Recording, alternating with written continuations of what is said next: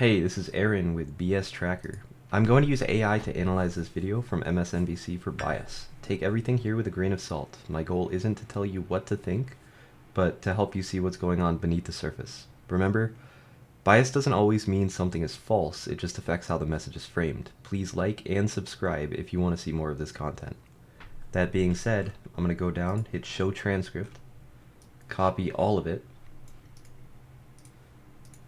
throw that into ChatGPT, and I'm going to write, please BS track this.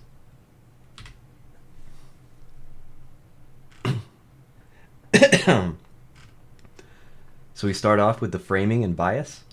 This segment frames the Trump administration's actions as retaliatory and politically motivated from the start. Repeated use of terms like escalating its battle, smear campaign, and retaliation indicates adversarial framing. Little effort is made to neutrally present the administration's stated rationale without editorial tone. Emotional manipulation, descriptive terms like saddening and stress, real brain drain, and just wrong aim to generate sympathy and outrage. Harvard is described as a victim of smearing and retaliation, while the administration is shown as attacking without justification. The emotional plight of an Austrian student is highlighted to humanize the policy's impact. Omission of key context. No details are given about specific incidents or reports of anti-Semitism that may have triggered the administration's action. The legal context around the Department of Homeland Security's authority to enforce visa restrictions during national emergencies or campus controversies is absent. No opposing voices supporting the administration's move are presented. Misleading or leading questions. Host asks, is this really about anti-Semitism? A rhetorical question that primes the audience to doubt the stated motive. Later framing suggests that anti-Semitism is merely a cover for political retribution without strong evidence. Intentional dishonesty. There's no outright fabrication, but heavily implied dishonesty regarding motives. Administration doesn't actually care about anti-Semitism. Harvard's economic professor, being a Reagan advisor, is presented as a counterpoint, but misleadingly implies conservative credibility undermines criticism. Despite ideological diversity not being central to the administration's claim. Rhetorical integrity. Weak commentary often shifts from facts to indignation. For example, they've gone way too far, blurring the line between reporting and advocacy. Guest statements like, it's just the antithesis of what we've been doing, sound conclusive without presenting structural rebuttals. Source transparency. No primary sources shown.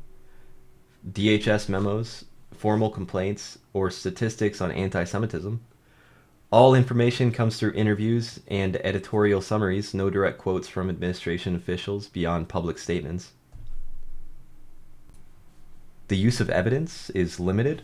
There's one letter quoted by Linda McMahon, Education Secretary, that's cited but only partially quoted.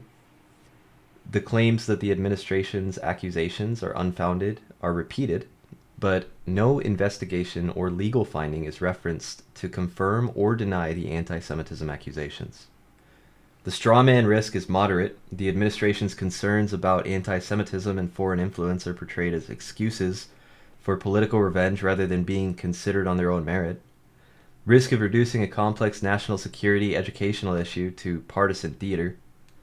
Terminology exaggeration, use of terms like smear campaign, brain drain,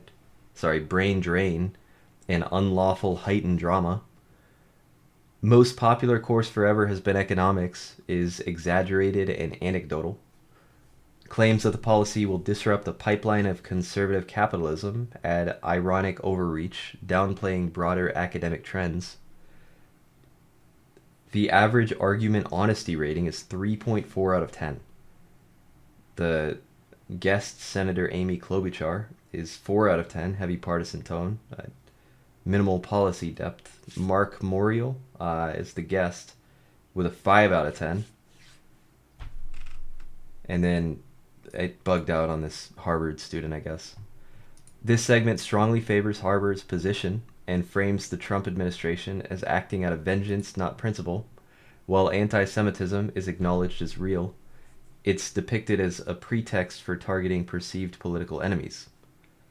Little to no attempt is made to explore the validity of the administration's concerns or offer counterpoints. The piece leans heavily on emotional and rhetorical appeals with minimal hard evidence. Overall verdict is highly biased, emotionally framed, low evidence-based reporting. If you have any questions about this or want to see more of this in the future, please let me know in the comment section below. That being said, have a good day.